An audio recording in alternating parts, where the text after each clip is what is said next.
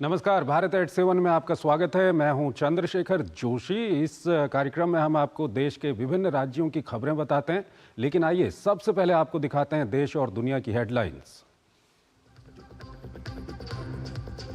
ओडिशा के भुवनेश्वर में प्रधानमंत्री नरेंद्र मोदी के स्वागत में उमड़ा जनसैलाब। पीएम मोदी ने जनसभा में कहा, ओडिशा में डबल इंजन की सरकार बनने के बाद हर सेक्टर में विकास ने नई गति पकड़ ली है।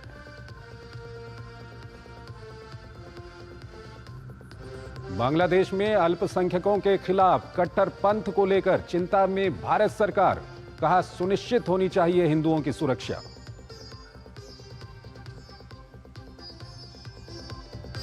संभल में शांतिपूर्ण ढंग से हुई जुमे की नमाज। सुप्रीम कोर्ट ने निचली अदालत की कार्रवाई पर लगाई अंतरिम रोक। मस्जिद पक्ष को हाईकोर्ट जाने के निर्देश।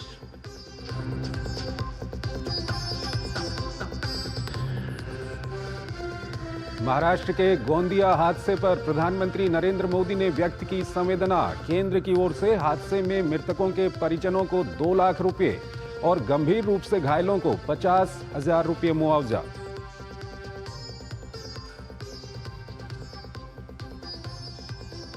और Syed Modi India international badminton प्रतियोगिता के सेमीफाइनल में पहुंचे। सिंधु और लक्ष्य सेन। महिला युगल में त्रिशा जॉली और गायत्री गोपीचंद की जोड़ी ने बनाई अंतिम 4 में जगह।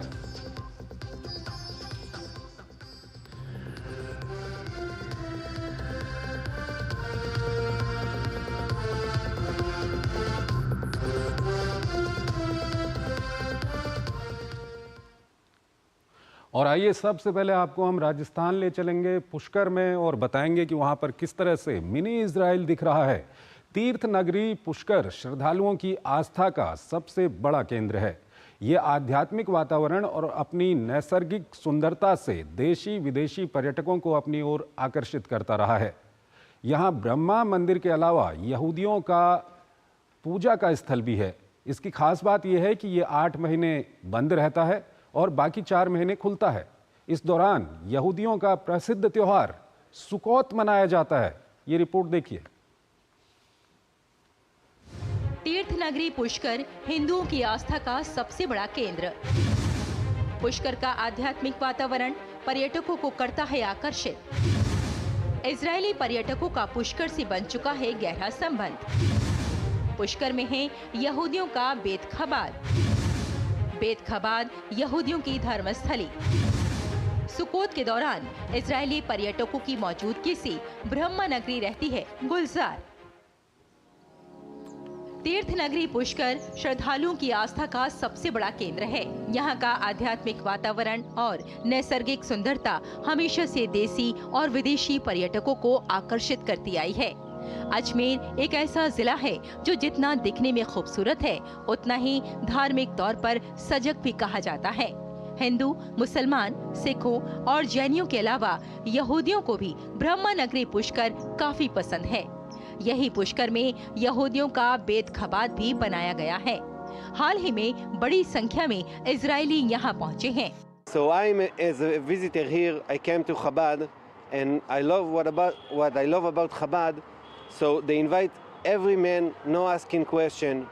If you want to come, you're welcome here. Jewish people come to India and we give him help. We give him food kosher and help to everybody. And I in Pushkar like 20 years. 20 years I live here with my family. बेत खबाद यानी यहूदियों का पूजा करने का स्थल, जिसकी स्थापना यहाँ लगभग 22 साल पहले की गई थी। यहाँ की खास बात यह है कि साल के 4 महीने इसमें ताला लगा रहता है और 8 महीने एक हफ्ते के त्योहार सुकोत के साथ ही ये खुल जाता है और यहाँ रौनक बढ़ जाती है। इस त्योहार के दिनों में पुष्कर इजरायली श्रद्धालुओं से गुलजार रहता है। बीते दिनों सुकोत मनाने के बाद भारत पधारे इजरायली पुष्कर को एक्सप्लोर करते देखे जा सकते हैं। इजरायलियों के पुष्कर में व्यापारिक संबंध भी अच्छे हैं। दरअसल पुष्कर में चांदी और आर्टिफिशियल ज्वेलरी का काम होता है। खबाद हाउस के प्रबंधक ने बताया कि पुष्कर आने वाले विदेशी पर्यटकों में इस्राएली पर्यटकों की संख्या हमेशा से अधिक रही है। उनका एक्सपीरियंस देता है, हमारे से पूछते हैं कि पुष्कर में ऐसा क्या विशेष है और हमें क्या यहाँ पे देखना चाहिए। यहाँ पे तो जब पुष्कर जब घूम के आते हैं तो उनको बहुत अच्छा लगता है, बहुत अच्छी जगह से लगती है। आपको बता दें कि देश में कुल 18 बेत खबाद बने हैं। इनमें से सबसे बड़ा बेत खबाद अब पुष्कर में बन चुका है। नतीजतन स्थानीय लोगों से इस्राएली पर्यटक घुल मिल जाते हैं। यहाँ की नैसर्गिक सुंदरता और आस्था से इस्राएली श्रद्धालु खिंचे चले आते हैं। यही वजह है कि इस्राएली पर्यटकों के ब्रह्मा नगरी के प्रति उमड़े अगाध प्रेम के चलते खबाद हाउस की स्थापना की गई, जो यहाँ आने वाले इस्राएली नागरिकों की मदद का काम करता है। पुष्कर से मंजू मीणा की रिपोर्ट, डीडी न्यूज। और आइए राजस्थान के बाद अब आपको लिए चलते हैं हम दिल्ली। और दिल्ली किस तरह से, आप ये देखिए यहाँ पर मास्क पहन के लोग घूम रहे हैं। गैस चैम्बर बनी हुई है। दिल्ली में वायु प्रदूषण की समस्या गहराती जा रही है। शुक्रवार को राजधानी का वायु गुणवत्ता सूचकांक AQI बहुत खराब श्रेणी में पहुंच गया। सुबह शहर का औसत AQI 332 दर्ज किया गया, जबकि कुछ इलाकों में तो ये 400 के गंभीर स्तर को भी पार कर गया। और फिलहाल दिल्ली वासियों को वायु प्रदूषण से राहत मिलती नजर नहीं आ रही है। ये रिपोर्ट देखिए। दिल्ली में सांसों पर संकट, दिल्ली में प्रदूषण का कहर जारी, दिल्ली में वायु प्रदूषण से नहीं मिल रही राहत, दिल्ली में AQI बहुत खराब, दिल्ली में फिर AQI 400 के गंभीर स्तर के पार। लोगों की सेहत पर पड़ रहा है बढ़ते वायु प्रदूषण का असर। वायु प्रदूषण के कारण लोगों को सांस लेने में और आंखों में जलन की परेशानी। दिल्ली और उसके आसपास के इलाकों में प्रदूषण से लोगों को राहत मिलती नजर नहीं आ रही। केंद्रीय प्रदूषण नियंत्रण बोर्ड के ताजा आंकड़ों में आज सुबह दिल्ली के अधिकतर इलाकों में वायु गुणवत्ता सूचकांक 400 के करीब दर्ज किया गया, जो कि बहुत खराब श्रेणी में आता है। आपको बता दें कि दिल्ली के बवाना में सबसे ज्यादा AQI 434 दर्ज किया गया। वहीं शादीपुर में AQI 398, मुंडका में AQI 396, विवेक विहार में AQI 395, आनंद विहार में AQI 393, जहांगीरपुरी में AQI 384, नरेला में AQI 383, रोहिणी में AQI 381, द्वारका सेक्टर 8 में AQI 377, पंजाबी बाग में AQI 370, अलीपुर और नेहरू नगर में AQI 362, अशोक विहार में 357 और पटपड़गंज में AQI 352 दर्ज किया गया। वायु प्रदूषण के कारण कई लोगों को सांस लेने में और आंखों में जलन की परेशानी हो रही है। प्रदूषण तो बहुत ज़्यादा है, दिल्ली में सांस लेने में दिक्कत हो रहा है। दिल्ली में रहना मुश्किल हो रहा है, सुबह शाम चल रहे हो, आंखों में जलन सी हो रही है। दिल्ली NCR की वायु गुणवत्ता पर केंद्र की समिति ने उत्तर प्रदेश, हरियाणा, राजस्थान और दिल्ली में प्रदूषण नियंत्रण निकायों के सदस्य सचिवों को निर्माण स्थलों पर प्रदूषण नियंत्रण मापदंडों के घोर उल्लंघन के लिए कानूनी कार्रवाई करने का अधिकार दिया है। गौरतलब है कि सुप्रीम कोर्ट ने राष्ट्रीय राजधानी में वायु प्रदूषण से निपटने के लिए चरणबद्ध प्रक्रिया कार्य योजना ग्रैब 4 के तहत आपात उपायों में छूट देने से गुरुवार को इनकार कर दिया और इन्हें 2 दिसंबर तक जारी रखने का आदेश दिया। दिल्ली में हर साल नवंबर-दिसंबर के आसपास प्रदूषण की स्थिति और गंभीर हो जाती है। फिलहाल प्रशासन प्रदूषण से निपटने के लिए हर जरूरी कदम उठा रहा है, लेकिन दिल्ली वासियों को वायु प्रदूषण से फिलहाल राहत मिलती नजर नहीं आ रही। दिल्ली वालों को प्रदूषण से राहत मिलती हुई दिखाई नहीं दे रही है। अगर हम बात करें तो आज भी जो है दिल्ली में AQI यानी कि एयर क्वालिटी इंडेक्स जो है वो 350 से 400 के बीच में दर्ज किया गया और कई इलाकों में 400 के ऊपर भी एयर क्वालिटी इंडेक्स दर्ज किया गया है। साथ ही तमाम इलाकों पर जो है लगातार धुंध छाई हुई है। अगर हम बात करें वायु प्रदूषण के साथ साथ जल प्रदूषण की, तो दिल्ली में जो यमुना नदी है वो भी लगातार प्रदूषित है और इस तरीके का जो आप झाग देख रहे हैं, जहरीला झाग, कई हफ्तों से ये झाग जो है दिखाई दे रहा है। कैमरामैन पीयूष वर्धन के साथ अजीत द्विवेदी, DD न्यूज, दिल्ली। और आइए अब आपको लिए चलते हैं मध्य प्रदेश की ओर। काफ़ी अच्छी यहाँ से खबर है। मध्य प्रदेश में नए थर्मल पावर प्लांट्स के लिए केंद्र ने कोयला आवंटन मंजूर किया है। प्रदेश में 4100 मेगावाट क्षमता के नए थर्मल पावर प्लांट बनेंगे। राज्य के अनूपपुर, बैतूल, उमरिया और खंडवा जिले में ये नए प्लांट बनेंगे। इस कोयला आवंटन के लिए राज्य के मुख्यमंत्री डॉक्टर मोहन यादव ने प्रधानमंत्री नरेंद्र मोदी का आभार जताया है। ये रिपोर्ट देखिए। मध्य प्रदेश में बनेगा तीसरा सबसे बड़ा thermal power station. Madhya Pradesh में 25,000 करोड़ रुपए का निवेश और युवाओं को मिलेगा रोजगार। केंद्र की मोदी सरकार ने एक बार फिर दिया मध्य प्रदेश को तोहफा। नए थर्मल पावर प्लांट के लिए केंद्र की मिली मंजूरी, सीएम ने जताया प्रधानमंत्री का आभार। नए थर्मल पावर स्टेशन से मध्य प्रदेश के औद्योगिक विकास को मिलेगी गति। मध्य प्रदेश में औद्योगिक विकास को गति देने के लिए नए थर्मल पावर स्टेशन की स्थापना की जाएगी। प्रधानमंत्री नरेंद्र मोदी ने कोल आधारित विद्युत उत्पादन के लिए कोल आवंटन के लिए स्वीकृति प्रदान की है। इससे 4100 मेगावाट विद्युत उत्पादन के लिए थर्मल पावर स्टेशन की स्थापना की जाएगी। इनमें अनूपपुर जिले के चचाई, बैतूल जिले के सारणी, उमरिया जिले के बीर सिंहपुर, खंडवा जिले के सिंगाजी में ये नए प्लांट बनेंगे। राज्य में 210 मेगावाट से लेकर 660 मेगावाट क्षमता की यूनिट लगाने की तैयारी चल रही है। माननीय मोदी जी के माध्यम से 4100 मेगावाट बिजली उपलब्ध कराने के लिए उनने हमको कोल आवंटन का बड़ा निर्णय लिया है। ये एक बड़ा अवसर है जिसके आधार पर हम हमारे जितने थर्मल पावर के नए प्लांट लगा सकते हैं। मुख्यमंत्री डॉक्टर यादव ने कहा कि विद्युत उत्पादन के क्षेत्र में मध्य प्रदेश सरप्लस की स्थिति में है, परंतु औद्योगिक विकास के लिए नए उद्योगों की स्थापना के परिणाम स्वरूप बिजली की खपत में भी निरंतर वृद्धि होती जा रही है। हम वैसे बिजली में सरप्लस है, जिस से इंडस्ट्रियां लगा रहे हैं, जिस प्रकार से बिजली की खपत बढ़ रही है, हमको भविष्य की दृष्टि से भी इन सारी चीजों की जरूरत पड़ेगी। इसमें ये बहुत बड़ा एक हमारा एक नई तरह से एक संजीवनी की तरह काम करेगा ये कोल आवंटन। गौरतलब है कि मध्य प्रदेश की आगामी लंबी अवधि की विद्युत मांग के आकलन के आधार पर भारत सरकार की उच्च स्तरीय अंतर विभागीय समिति द्वारा प्रदेश के ऊर्जा विभाग के प्रस्तुतिकरण के आधार पर कुल 4100 मेगावाट के नए थर्मल पावर प्लांट लगाने के लिए कोयला आवंटन स्वीकृत किया गया है। इस संबंध में संयंत्र लगाने के लिए प्रदेश के ऊर्जा विभाग द्वारा निविदा जारी की जाएगी। इससे लगभग 25,000 करोड़ रुपए का निवेश प्राप्त होगा। साथ ही हजारों युवाओं को प्रत्यक्ष और अप्रत्यक्ष रोजगार के अवसर मिलेंगे। प्रदेश उद्योग, घरेलू एवं कृषि सिंचाई के लिए सस्ती और गुणवत्तापूर्ण ऊर्जा प्रदान करेगा और ऊर्जा उत्पादन में आत्मनिर्भर बना रहेगा। एक वक्त था जब मध्य प्रदेश में बिजली की कमी थी। आज मध्य प्रदेश बिजली के मामले में सरप्लस स्टेट बन चुका है। उद्योग धंधों के लिए राज्य की सरकार देश और दुनिया में जा रही है और बिजली जैसे सरप्लस स्टेट होना, सड़कों का अच्छा जाल होना जैसे तमाम इंफ्रास्ट्रक्चर के दम पर ही उन निवेशकों को राज्य की सरकार मध्य प्रदेश में आमंत्रित कर रही है। कैमरामैन गौरव निरगुड़कर के साथ आदित्य श्रीवास्तव, डीडी न्यूज़, भोपाल। अभी हम दूसरे राज्यों की ओर चलेंगे, लेकिन पहले एक छोटा सा ब्रेक लेते हैं यहाँ पर।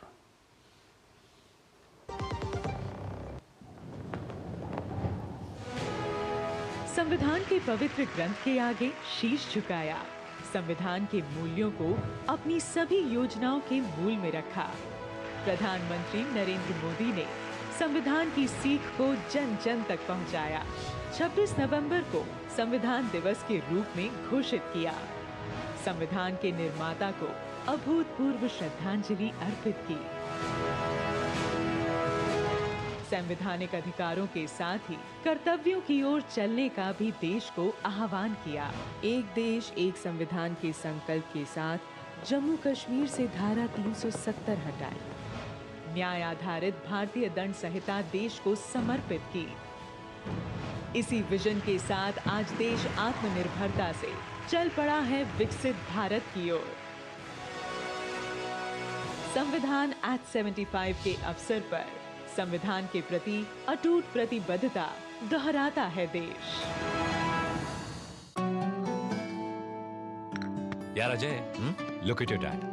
हम इस उम्र में ऐसे रहेंगे क्या? बिल्कुल रहेंगे, अगर पापा जैसी सही प्लानिंग की तो। जैसे कि? मेरे पापा ने इन्वेस्ट किया LIC के जीवन अक्षय में, जो दे रहा है इमीडिएट और guaranteed annuity at regular intervals, जिंदगी भर के लिए। वाह, पर हमें तो इस एज तक वेट करना पड़ेगा ना? बिल्कुल नहीं, हमने तो अभी इन्वेस्ट किया है LIC के न्यू जीवन शांति में, जो हमें देगा डिफर्ड एन्युटी, मतलब कुछ साल बाद से regular income. I see। LIC के एन्युटी प्लान्स दे एन्युटी ऑप्शंस और नियमित इनकम पाने में फ्लेक्सिबिलिटी भी। LIC हर पल आपके साथ। खुद को पैम्पर करिए MDH बादाम रोगन के साथ, जो आपको संवारे, निखारे और नरिश करे। चमके चमके हाँ दमके दमके, त्वचा में समाये, हाइड्रेट करे, हर उम्र की त्वचा का पोषण करे। You deserve the purity। MDH बादाम रोगन, नेचुरल, टेंडर, प्योर। चमके चमके। छोटे थे तो माँ प्यार से मूर्ख बुलाती थी, मूर्खानंद। और ये तो सच में मूर्ख समझते हैं। कस्टम डिपार्टमेंट वाले बन के कॉल कर रहे हैं और कह रहे हैं कि आपके पार्सल से ड्रग्स पकड़ा गया। सब समझते हैं। पहले डराएंगे, फिर कहेंगे पैसे ट्रांसफर करो। अब प्यार से चाहे जो बुला लो, पर मैं मूर्ख नहीं हूं। याद रहे, UPI सेफ है। यदि आपको भी कोई इस तरह डराना चाहे तो उसे कहो, मैं मूर्ख नहीं हूं।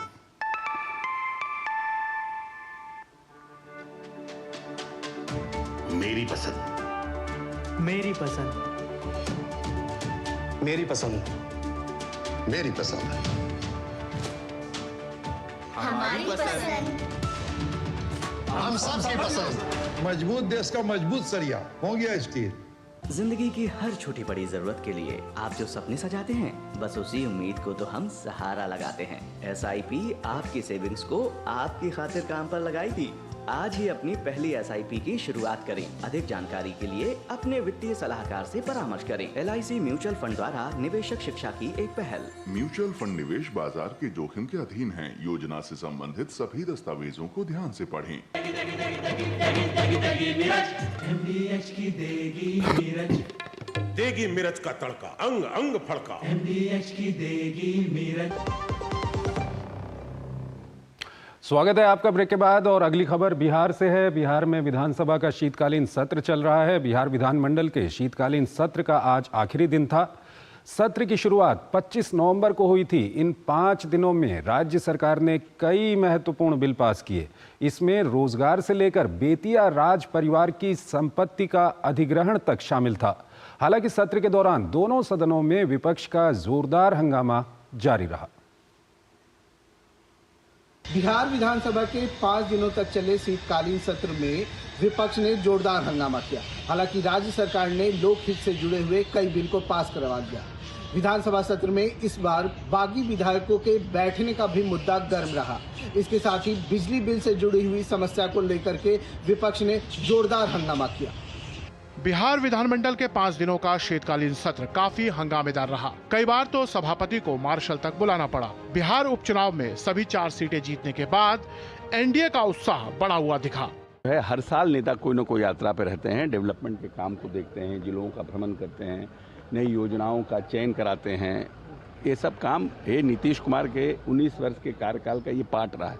न्याय यात्रा, विश्वास यात्रा, ये सब होता रहा है। बिहार विधानमंडल सत्र के 5 दिन विपक्ष सरकार को स्मार्ट मीटर, रोजगार, कानून व्यवस्था और वक्फ बिल जैसे मुद्दों पर घेरती नजर आई। हालांकि इस बीच राज्य सरकार ने कई महत्वपूर्ण विधेयक को पारित करा लिया। इसमें सबसे महत्वपूर्ण विधेयक बेतिया राज परिवार से जुड़ा था। विधेयक पारित होने के बाद बेतिया राज की करीब 15,000 एकड़ से अधिक जमीन और अन्य संपत्ति अब बिहार सरकार की हो जाएगी। इसके साथ ही बिहार में चल रहे जमीन सर्वे में आ रही परेशानियों को भी दूर किया गया। साथ ही व्यापारियों को राहत देने वाली GST माफी योजना विधेयक भी विधानसभा से पारित हो गया। हम लोग को बातचीत क्यों चलेगा? वो बैठे हैं इसलिए हम कह रहे हैं, ये मेरा टिप्पणी है, ये मेरा व्यक्तिगत विचार है कि सत्ता पक्ष की तरफ जब कोई जाके बैठते हैं तो इसका मतलब क्या हुआ? वो सीट तो सत्ता पक्ष का है, उधर बैठने का मतलब है कि सत्ता पक्ष से आपको प्रेम है, मोहब्बत है, दूसरा क्या होता है? शीतकालीन सत्र में तेजस्वी यादव ने सरकार को मुद्दों के साथ सदन के अंदर सिटिंग अरेंजमेंट पर भी घेरा। तेजस्वी यादव ने कहा, कोई भी सदन नियम और कायदे से चलता है। सबका जब सीट अलॉट है, पक्ष विपक्ष मंत्रियों का, सब मुख्यमंत्री, नेता प्रतिपक्ष, सबका सीट अलॉट है, तो कोई भी कहीं जा करके बैठेगा? ऐसे कैसे? नियम से नहीं चल रहा। साल 2025 में बिहार में विधानसभा चुनाव होना है। ऐसे में NDA के साथ विपक्ष भी चुनाव की तैयारियों में जुटा हुआ है। महागठबंधन के नेता सदन में ऐसे मुद्दे अभी से उठा रहे हैं जिनको वो चुनाव में आधार बना सकते हैं। हालांकि विपक्ष के सवालों का जवाब NDA के नेताओं ने भी सदन के अंदर और बाहर जबरदस्त तरीके से दिया। साल 2025 में विधानसभा चुनाव होने हैं। ऐसे में विपक्ष ने सदन में उन्हीं मुद्दों को उठाया जिसे लेकर वो चुनावी मैदान में आने वाली है, जिसमें वक्फ संशोधन बिल से लेकर के रोजगार तक का मुद्दा शामिल है। हालांकि देखना ये है कि आगे आने वाले दिनों में जनता इन मुद्दों को कितना तवज्जो देती है। डीडी न्यूज के लिए पटना से मधुरेश नारायण। और अगली खबर दक्षिण भारत से है। दक्षिण भारत में ये चक्रवाती तूफान फेंगल है जो कल तट से टकरा सकता है। यहाँ पर तमिलनाडु में, तमिलनाडु पुदुचेरी के तट से कल सुबह ये टकरा सकता है चक्रवात फेंगल। चक्रवात के चलते तमिलनाडु के तटीय इलाकों में अगले 2-3 दिनों तक भारी बारिश की आशंका है। मौसम विभाग का इसको लेकर अलर्ट मौसम विभाग ने जारी किया। हालांकि राहत की बात यह है कि इस चक्रवात के किसी बड़े तूफान में बदलने की कम ही आशंका है। हालांकि हवा की गति कुछ तेज हो सकती है, लेकिन किसी बड़े नुकसान की आशंका फिलहाल नहीं है। डीप डिप्रेशन चक्रवाती तूफान फेंगल में हुआ तब्दील। तमिलनाडु पुदुचेरी के तट से सुबह टकरा सकता है चक्रवात फेंगल। तमिलनाडु के तटीय इलाकों में भारी बारिश की आशंका। तमिलनाडु सरकार का स्कूल कॉलेज बंद रखने का आदेश। चक्रवाती तूफान फेंगल के असर से चलेंगी तेज हवाएं। चक्रवात के किसी बड़े तूफान में बदलने की आशंका कम। मछुआरों को समुद्र में न जाने की सलाह। भारी बारिश के चलते तमिलनाडु के कई इलाकों में सैकड़ों एकड़ फसल बर्बाद। दक्षिण पश्चिम बंगाल की खाड़ी के ऊपर बना डीप डिप्रेशन आज चक्रवाती तूफान फेंगल में तब्दील हो गया है। ये तूफान उत्तर पश्चिम की ओर बढ़ना जारी रखेगा और 30 नवंबर को दोपहर के समय 70 से 80 किलोमीटर प्रति घंटे की रफ्तार से चलने वाली तूफानी हवाओं की गति के और तेज होकर 90 किलोमीटर प्रति घंटे की गति से पुदुचेरी के पास कराईकल और मामल्लापुरम के बीच उत्तरी तमिलनाडु पुदुचेरी तटों को पार करेगा। चक्रवाती तूफान के कारण शनिवार को चेन्नई, तिरुवल्लुर, चेंगलपेट, कांचीपुरम, विल्लुपुरम, कल्लाकुरिची, कुड्डालोर जिलों और पुदुचेरी में भयंकर बारिश होने की आशंका जताई गई है। मौसम विभाग ने इन सभी जिलों के लिए रेड अलर्ट जारी किया है, जबकि रानीपेट, तिरुवन्नामलाई, वेल्लोर, पेरम्बलूर, अरियालूर, तंजौर, तिरुवरूर, मयिलादुथुराई, नागपट्टिनम में ऑरेंज अलर्ट जारी किया गया है। मौसम विभाग ने कराईकल जिले के अलग अलग इलाकों में भारी से बहुत भारी बारिश होने का अंदेशा जताया है। हालात को देखते हुए तमिलनाडु सरकार ने आज स्कूल कॉलेज बंद रखने का आदेश दिया है। The system is likely to intensify into cyclone system during next few hours and move northwestwards towards North Tamil Nadu, Puducherry coast and cross between Karaikal and Mahabalipuram near Puducherry around noon of tomorrow, that is 30th November. Tamil Nadu के तटीय इलाकों में शुक्रवार सुबह से ही बारिश शुरू हो गई है। हालांकि राहत की बात यह है कि इस चक्रवात के किसी बड़े तूफान में बदलने की कम ही आशंका है। हवा की गति कुछ तेज हो सकती है, लेकिन किसी बड़े नुकसान की आशंका नहीं है। एनडीआरएफ ने हालात की समीक्षा की है और संभावित प्रभावित इलाकों का जायजा लिया। सरकार ने मछुआरों को समुद्र में न जाने की सलाह दी है। भारी बारिश के चलते तमिलनाडु के कई इलाकों में सैकड़ों एकड़ फसल बर्बाद हो गई है। Bureau report, DD news. Bharat at 7 जारी है, लेकिन पहले एक छोटा सा ब्रेक लेते हैं यहाँ पर।